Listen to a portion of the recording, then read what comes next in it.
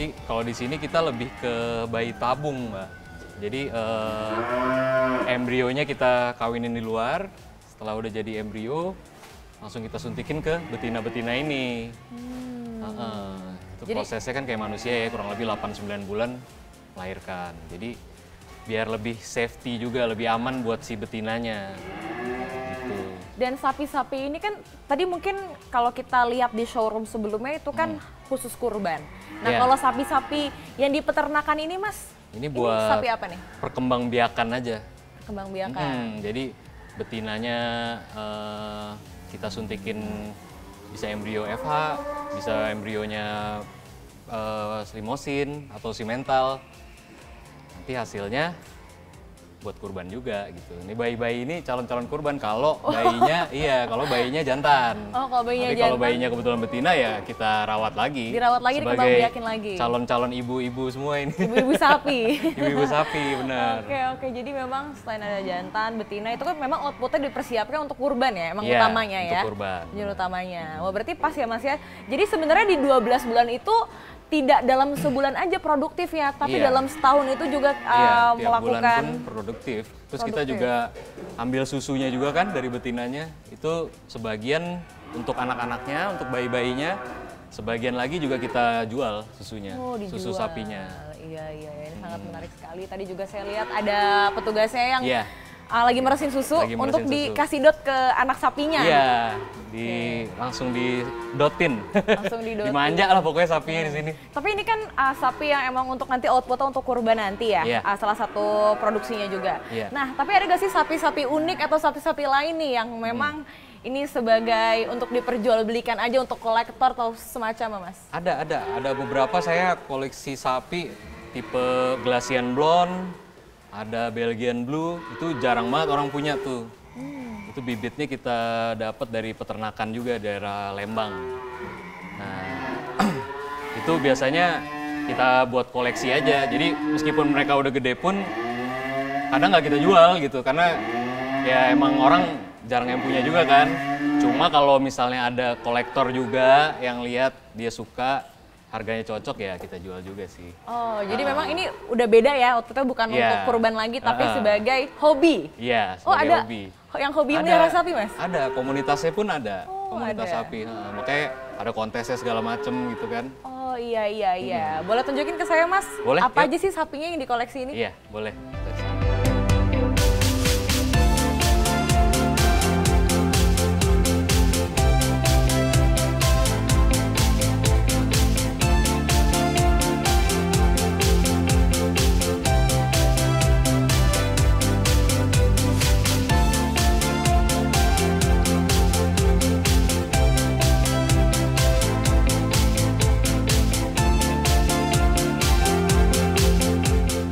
Oke, ini beberapa sapi koleksi saya nih, Mbak.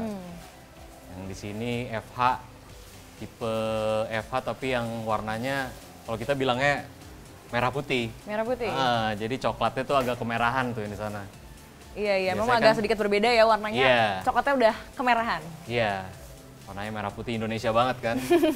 Tapi nggak merah banget. Sapi nasionalis. Sapi nasionalis. Nah, kalau ini? Kalau ini Galician Blonde tipenya. Jadi dia blonde apa? Lebih bule gitu ya. Bule ya? Coklatnya coklat muda banget. Coklat muda. Bahkan dari matanya ini kayaknya bulu Iya. matanya juga putih ya? Iya, kelihatan kan mukanya lebih Indo gitu. Iya. Lebih bule. Galician Blonde. Galician Blonde. Nah, kalau yang di situ apa Kalau nih? yang di sana Belgian Blue.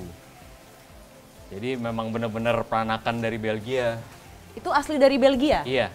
Dia itu kalau udah gede banget cenderung lebih berotot di punuknya, terus di punggungnya. Jadi kalau anjing tuh kayak bulldog tuh ya. Apa namanya? Pokoknya lebih berotot aja. Khasnya dia tuh seperti itu. Tapi ini kan sapi-sapi koleksi ya. Sebenarnya diperjualbelikan juga gak sih? Kalau sapi koleksi sebenarnya kita nggak perjualbelikan karena memang ya untuk dikoleksi aja, untuk disayang-sayang gitu. Tapi ada beberapa kolektor juga yang kalau ngelihat dia suka, ya kalau harganya cocok ya kita jual juga. Oh, berarti memang ini sapi biasanya dikhususkan untuk yang ikut kontes, Iya. kolektor, dan juga hobi. Iya, kita kan juga tuker-tukeran koleksi di komunitas kan ada ya. Jadi pas saat kontes apa gitu mereka ngelihat, wah keren juga nih gitu. ya udah kalau misalnya harganya cocok bisa diambil atau enggak kadang bisa barter juga sama punya sapi gitu. Sama sapi juga? Sama-sama sapi koleksi kan, sapi jarang nih. Oh, ini saya baru tahu sih Mas. Kalau misalnya Iya. selain itu kita bisa barter ini juga. Iya. Oke, nah kalau sebelah kanan ini? Sebelah kanan ini limousine sama si mental aja. Oh, Ini. mental aja ya. Sama ada Black Angus juga di situ. Oke, berarti emang yang khas itu yang sebelah Yang kiri sebelah ini sini ya? aja nih. Sebelah sini. Tapi tuh sering ada yang nawar tapi Mas? Ada aja, cuma ya kadang kita kalau hati nggak cocok gitu ya nggak kita lepas. Nggak kita lepas. Tapi menurut Mas ini kan masih bisa dibisnisin ya Mas sebenarnya ya untuk sapi-sapi koleksi ini. Nah, itu kalau dari Mas sendiri ada perbedaan khusus gak sih cara nge-treat sapi khusus kurban sama sapi koleksi ini? Iya, sama persis. Sama persis? Sama persis. Jadi dari makannya, dari perawatan hariannya, dari pengecekan dokter hewannya semua sama persis. Karena basicnya ya kayak manusia aja, mau bule, mau Indonesia, mau daerah mana, tetap mereka butuh makan kan, butuh mandi, butuh sehat juga. Jadi treatmentnya juga sama persis sama yang kurban. Oke. Nah selain ada ini, ada yang lebih unik lagi gak sih Mas? Ada koleksi yang sapi monster kalau itu istilahnya. Sapi monster. Yang di atas 1 ton. Di atas 1 ton? Iya. Nah emang kalau di sini berat rata-ratanya berapa Mas? Ini kurang lebih ini masih 500-600 kilo lah. Yang ini masih 400 kilo. Kalau yang sapi monster itu udah di atas 1 ton. Rata. Saya penasaran banget sama yang 1 ton ini bentuknya segede apa dan semonster apa. Kita lihat. Kita lihat.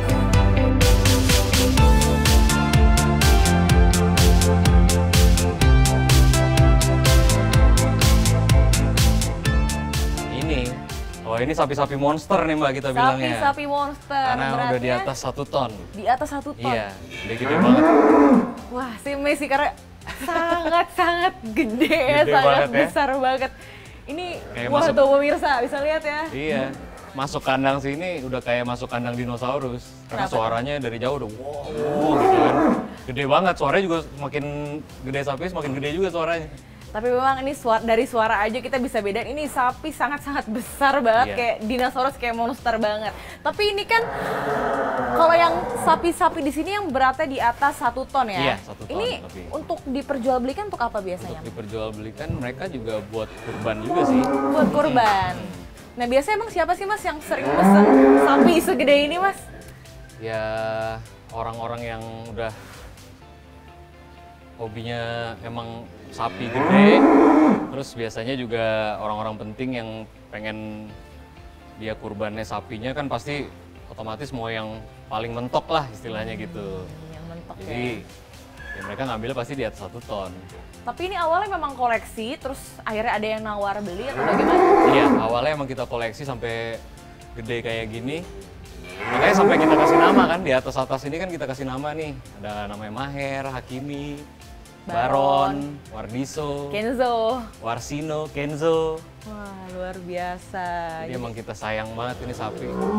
Kalau dari Mas sendiri ini, ada gak sih strategi untuk memasarkan, terutama akhirnya nih bisa sampai ke customer nih, bagaimana Mas? Iya, kalau kita pemasaran dari medsos aja, paling medsos. Kebanyakan sih dari mulut ke mulut juga sih. Jadi yang udah biasa beli di kita, pasti ngerekomendasiin ke orang lain. Oh, di sini ada sapi ukuran segini dan kualitas dagingnya juga oke gitu. Jadi mereka datang langsung lihat, oke. So far sih dari situ aja, dari mulut ke mulut. Nah, kalau yang 1 ton ini biasanya range harganya di start harga berapa Mas? Range harganya sekitar kurang lebih 100 juta lah. 100 jutaan ya? Iya, 100 jutaan. Oke. Nah ini kan misalnya nih Mas, saya pengen kurban banget nih, saya ingin berkurban untuk Idul Adha nanti. Cuman saya punya budget cuma sekitar 30 juta, tapi pengen sapi yang 1 ton, kira-kira dapet gak? Ada. Ayo, yuk tunjukin ya. Iya. Mas Kido, aku izin pamit ya. Oke. Bawa 1 nih boleh? Silahkan. Nah pemirsa, naik motor udah, naik mobil udah, naik beca juga udah, yang belum apa? Naik sapi. Dari Jakarta, Selena Salsabila dan juru kamera Fari dan Iqbal, tim liputan CNBC Indonesia. Jalan Mas!